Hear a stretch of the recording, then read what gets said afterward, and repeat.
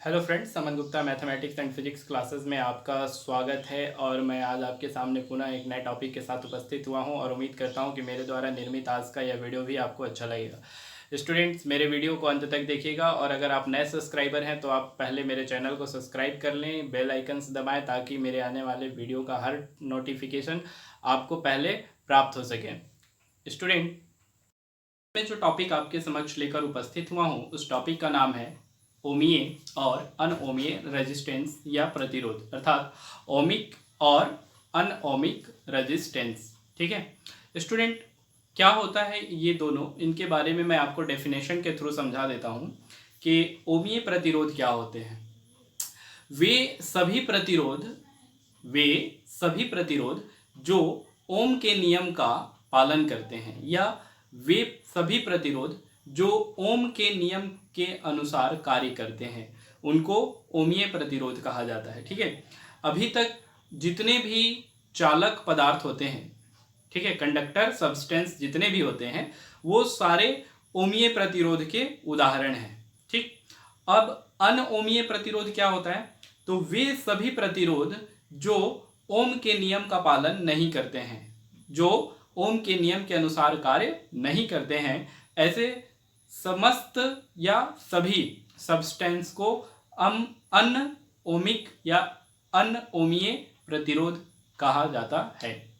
ठीक है student, ohmic और अनओमिक रेजिस्टेंस बताने से पूर्व मेरे को एक टॉपिक आपको और बता देना चाहिए था, वो था ओमीय और अनओमीय प्रतिरोध को बताने से पूर्व मुझे आपको एक टॉपिक और बता देनी चाहिए थी। उस टॉपिक का नाम है वैद्युत चालकत्व, अर्थात इलेक्ट्रिकल कंडक्टर या कंडक्टेंस। ठीक है, इलेक्ट्रिकल कंडक्टेंस, वैद्युत चालकत्व। वैद्युत चालकत्व क्या होता है स्टूडेंट? हम प्रतिरोध के बारे में जाने कि प्रतिरोध जो होती है वो किसी भी चालक में प्रवाहित धारा के मार्ग में रुकावट उत्पन्न करती है तो उसको प्रतिरोध कहते हैं।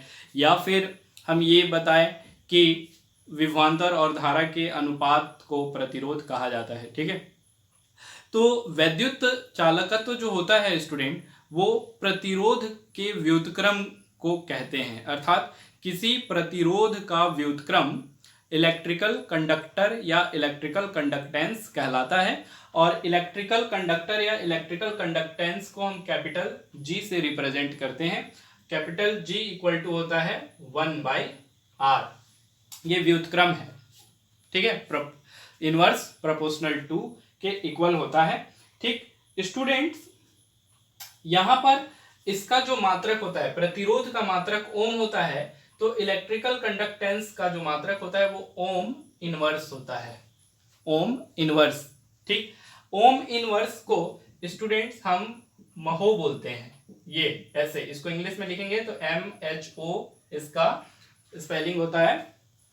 ठीक है स्टूडेंट, आजकल सामान्य मॉडर्न फिजिक्स के अंतर्गत जब हम ओम इनवर्स को जानते हैं तो ओम इनवर्स को महो न पढ़कर हम इसको साइमन पढ़ते हैं। साइमन मतलब इसका एक नया मात्रक आ गया है, साइमन, और साइमन को कैपिटल एस से प्रदर्शित किया जाता है, कैपिटल एस। ठीक, अब स्टूडेंट मैं आपको ले चलता हूं कार्बन क्रोड में या कार्बन क्रोड के प्रतिरोध में। ठीक है, चलिए मैं आपको बता दूं कि कार्बन क्रोड प्रतिरोध क्या होता है। स्टूडेंट, रेजिस्टेंस के ऊपर, चाहे जितने भी रेजिस्टेंस आप सर्किट में यूज देखे होंगे, उसके ऊपर कुछ रंगों की धारियां लगी होती है, लाल, पीला, हरा, काला, नीला, बैगनी, सफेद, सिल्वर, गोल्डन। ठीक है, ये कुछ कलर उस पर अंकित रहते हैं। ये कलर जो है वो बताता है कि उस प्रतिरोध की क्षमता या उस प्रतिरोध की कैपेसिटी कितने ओम की है। ठीक, तो इसको कैसे हम लोग याद कर सकते हैं, कैसे ये बना सकते हैं, कैसे हम इसको हल कर सकते हैं, इसके लिए एक बहुत ही सुंदर और संक्षिप्त में फार्मूला बताया गया है। फार्मूला बोले तो याद करने का एक छोटा सा ट्रिक्स बताया गया है। फ्रेंड्स, अब मैं आपको कार्बन कोड प्रतिरोध में ले चलता हूँ, अर्थात कार्बन रॉड के ऊपर जो कलर कोड होता है उससे हम प्रतिरोध ज्ञात करते हैं, उसकी क्षमता ज्ञात करते हैं कि उस प्रतिरोध की क्षमता कितने ओम की है। वो मैं आपको प्रोसेस बताने जा रहा हूँ और उम्मीद करता हूँ कि आपको बहुत अच्छा लगेगा। स्टूडेंट, इसको याद करने की एक सिंपल सी फार्मूला है, या कह सकते हैं एक सिंपल सा वर्ड है जो आप एकदम माइंड में बैठा लेंगे तो वो आपका कॉन्सेप्ट लाइफ टाइम आप उसको नहीं भूल सकते, वो इतना इजी है। स्टूडेंट, उसके लिए आपको टेबल भी याद करना नहीं पड़ता, बस आप उस नाम को याद कर लीजिए, आप उसके कोड को याद कर लीजिए, बाकी आप उसका रिमार्क और उसकी जो घातांक होती है, पावर होती है, वो आप बेखूबी लिख सकते हैं या अपने से बना सकते हैं उसके कोड के आधार पर। ठीक है स्टूडेंट, उसको कहा जाता है, या ये जो फार्मूला है कार्बन कोड ज्ञात करने के लिए, वो सिंपल सा फार्मूला है, BB Roy of Great Britain has very good wife.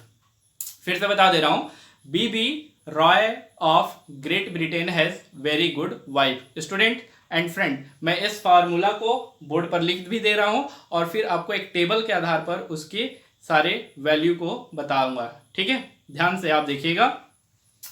चलिए स्टूडेंट्स, ध्यान देंगे, ये ट्रिक्स होता है BB Roy of Great Britain has very good wife. ठीक है स्टूडेंट, जो कैपिटल वर्ड है वो कलर है, जो स्मॉल वर्ड है वो साइलेंस वर्ड है। ठीक है, याद रखिएगा। बी कलर का नाम है, बी फॉर होता है ब्लैक, फिर दूसरा बी का मतलब होता है ब्राउन, आर से होता है रेड, ओ से होता है ऑरेंज, वाई से होगा येलो, ऑफ साइलेंस है, साइलेंट वर्ड है, ग्रेट में जी से होगा ग्रीन, देखिएगा स्टूडेंट यहाँ पे ग्रीन है, फिर ब्रिटेन से बी जो वर्ड है ब्री से होगा ब्लू, हैज भी साइलेंट वर्ड है, वेरी में भी जो वायलेट को बोलेगा बैगनी, गुड का जो जी है वो ग्रे स्लेटी कलर जो होता है उसको रिप्रेजेंट करता है, और वाइट में जो डब्लू है वाइट कलर को रिप्रेजेंट करता है। ठीक है स्टूडेंट, इस प्रकार टोटल 10 कलर होते हैं इसमें। इस 10 कलर के अलावा 3 कलर और होता है, एक गोल्डन, एक सिल्वर और एक नॉन कलर, मतलब एक सोना कलर सुनहरा, एक चांदी का कलर और एक कोई रंग नहीं। ठीक है, उनके बारे में भी बताऊंगा। सबसे पहले स्टूडेंट, जब हम इनका मार्किंग करते हैं तो सीरियल नंबर में ये 10 होते हैं, लेकिन जब हम इनका अंक देखते हैं तो अंक में पहले वाले का अंक होता है 0, दूसरे का अंक 1, तीसरे का 2, चौथे का 3, पांचवें का 4, छठवें का 5, सातवें का 6, आठवें का 7, नौवें का 8 और 10वें का 9। तो इस प्रकार से 1 2 3 4 5 6 7 8 9 10 कलरों के 10 अंक होते हैं। ठीक है, इनका गुणांक देखेंगे स्टूडेंट, गुणांक मीन्स कॉफिशिएंट, तो जो भी गुणांक होंगे वो 10 के घात में होंगे, मतलब ब्लैक कलर का जो गुणांक होगा कॉफिशिएंट होगा 10 का घात 0, 10 द पावर 0, फिर सेकंड वाला में 10 द पावर 1, ठीक, फिर 10 द पावर 2, फिर 10 the power 3, 10 the power 4, 10 the power 5, 10 the power 6, 10 the power 7, 10 the power 8 और लास्ट व्हाइट वाला जो है वो 10 द पावर 9 होगा।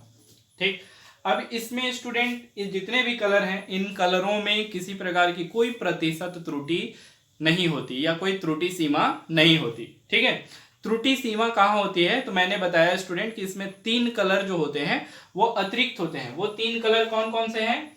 सबसे पहला गोल्डन सुनहरा, दूसरा सिल्वर चांदी कलर, और तीसरा है नॉन कलर मीन्स कोई रंग नहीं।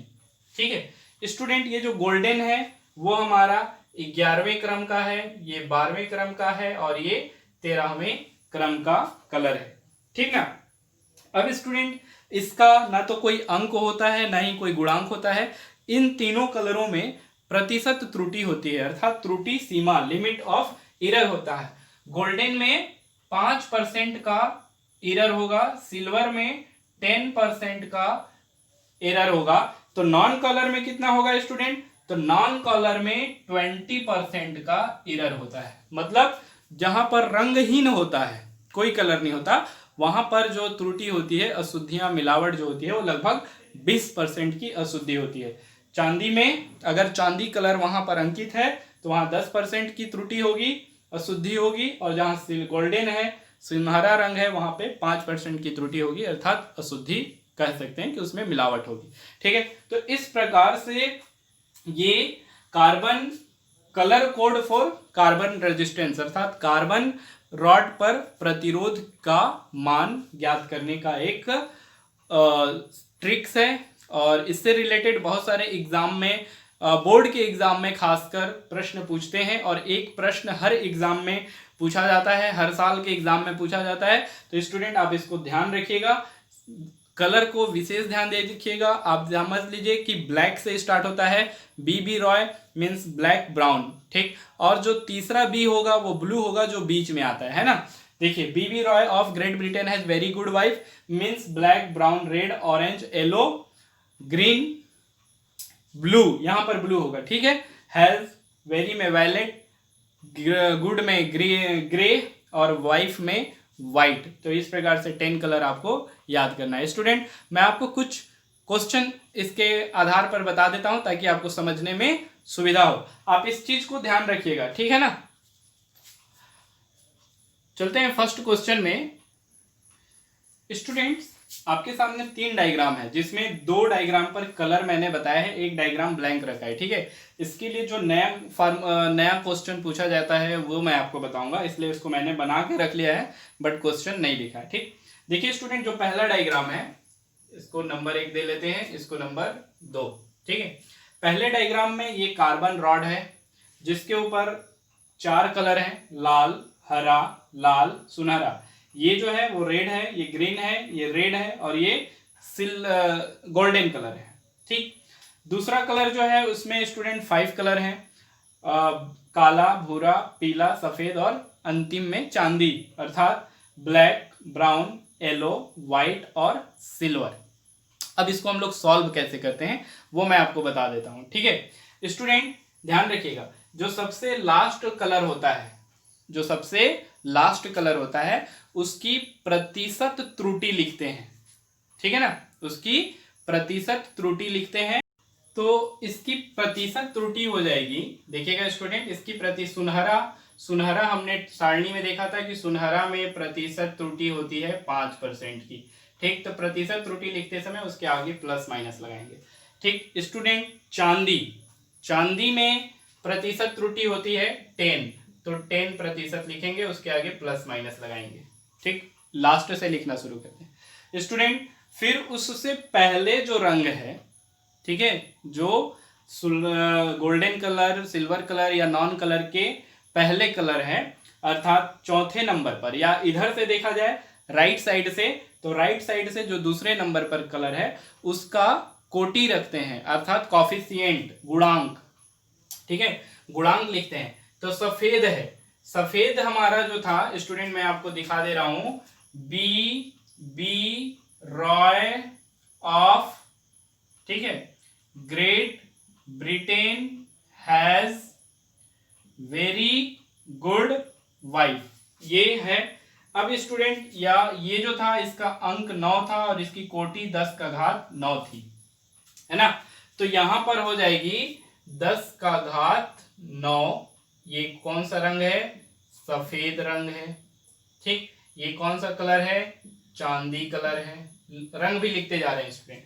अब इसके आगे गुणा का चिन्ह लगाएंगे स्टूडेंट, ठीक। ध्यान रखिएगा, पहला वाला रंग पर प्रतिशत लिखेंगे अगर उपस्थित है तो, दूसरा वाला रंग का कोटि लिखेंगे अगर हम राइट साइड से अर्थात दाएं पक्ष से काउंट करेंगे तब की स्थिति में बता रहा हूं स्टूडेंट, ठीक है।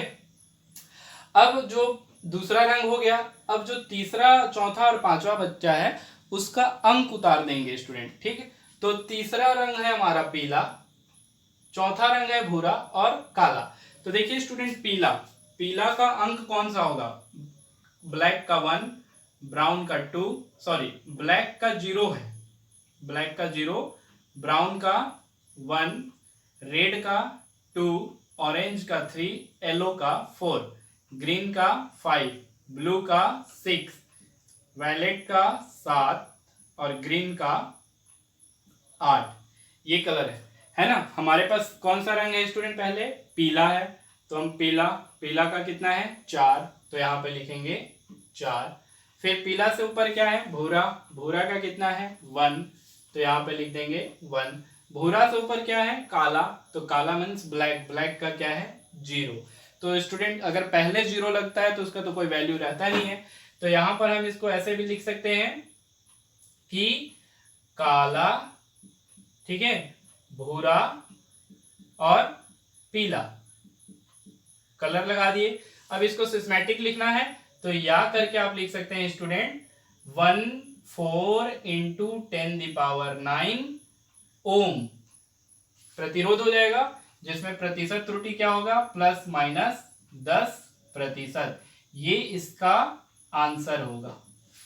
ठीक है स्टूडेंट, अब यही प्रोसेस हम इधर से चलते हैं। हमने अंतिम कलर का प्रतिशत लिख दिया है। अगर हम बाएं तरफ से चलेंगे तो बाएं कलर में देखिए पहला क्या है लाल, तो पहले रंग का अंक लिखेंगे लाल का। रेड का अंक कितना होता है स्टूडेंट 2, तो यहाँ पे 2 लिख दिए। फिर क्या है हरा, हरा का भी अंक लिखेंगे। ग्रीन का कितना है 5, तो यहाँ पर 5 लिख दिए। फिर क्या है लाल, तो देखो स्टूडेंट ये तीसरे नंबर का रंग है और ये सुनहरा से जस्ट पहले है ना, इसलिए हम इसका कोटि लिखेंगे, अर्थात रेड का कोटि, रेड का अंक 2 है तो कोटि हो जाएगा 10⁻², तो यहाँ पे 10⁻² चढ़ा देंगे।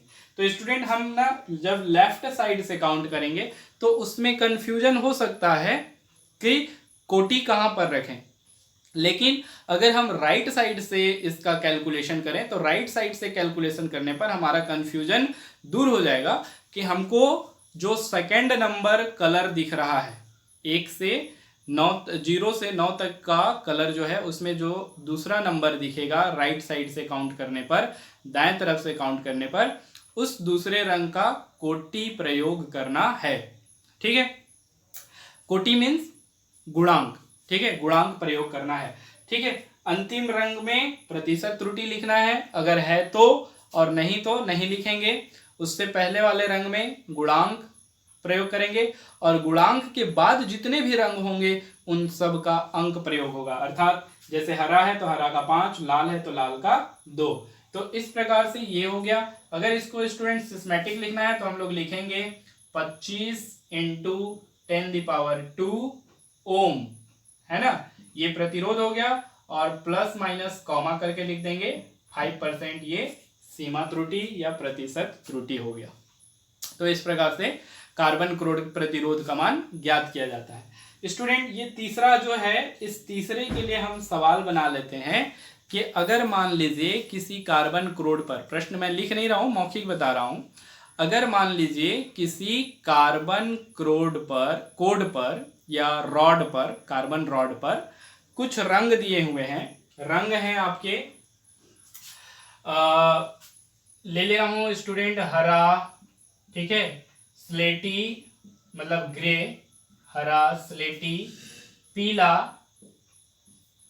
ठीक है ना, फिर लाल, और अंत में कोई रंग नहीं है, अर्थात आखिरी जो है वो रंगहीन है, कोई रंग नहीं है, नॉन कलर है। तब ऐसी स्थिति में उस कार्बन रॉड का प्रतिरोध क्या होगा।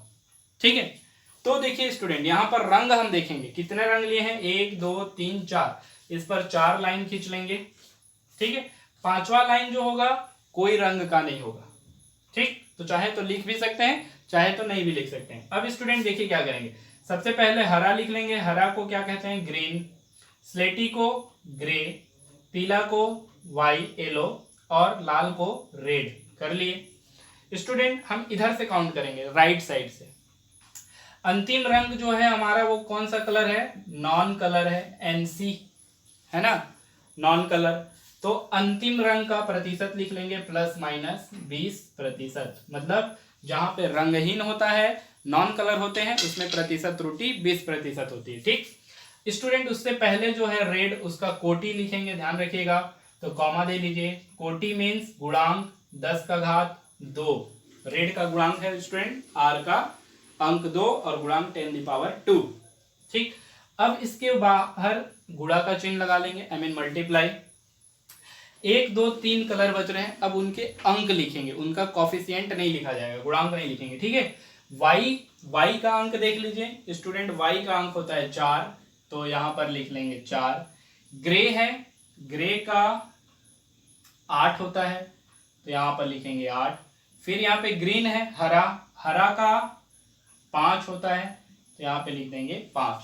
तो स्टूडेंट कुल मिलाकर ये जो है हो जाएगा 584 गुणित 584 गुणा 10⁻2 ओम, 584 इंटू 10⁻2 ओम, और इसमें प्रतिशत त्रुटि प्लस माइनस 20% की होगी। तो ये इसका आंसर होगा। तो स्टूडेंट आपको प्रश्न में जब पूछा जाता है तो कार्बन रॉड के ऊपर रंग भी प्रदर्शित करके पूछा जा सकता है, या फिर एक ऐसे ही सिंपल क्वेश्चन में कुछ रंग दे दिए जाए तो आपको वहां पर रॉड बनाकर उन के ऊपर रंग को अंकित करके फिर आप सॉल्व कर सकते हैं, ठीक है। उम्मीद करता हूं कि मेरे द्वारा बताए गए इस टॉपिक से आप कुछ ना कुछ जरूर सीखे होंगे, और ऐसे ही रोचक क्लासेस अटेंड करने के लिए आप मेरे चैनल को सब्सक्राइब करें, अपने दोस्तों के बीच मेरे वीडियो को शेयर करें ताकि वो भी मेरे इस बताए गए टॉपिक का अध्ययन कर सकें। स्टूडेंट बेल आइकन्स जरूर दबाइएगा ताकि आपको मेरे आने वाले हर वीडियो का नोटिफिकेशन पहले प्राप्त हो सके। अगर आप मेरे द्वारा बनाए गए इस वीडियो से संतुष्ट हैं तो आप मेरे चैनल को सब्सक्राइब करें और बेल आइकन्स दबाएं ताकि आपको हर वीडियो का नोटिफिकेशन प्राप्त हो सके।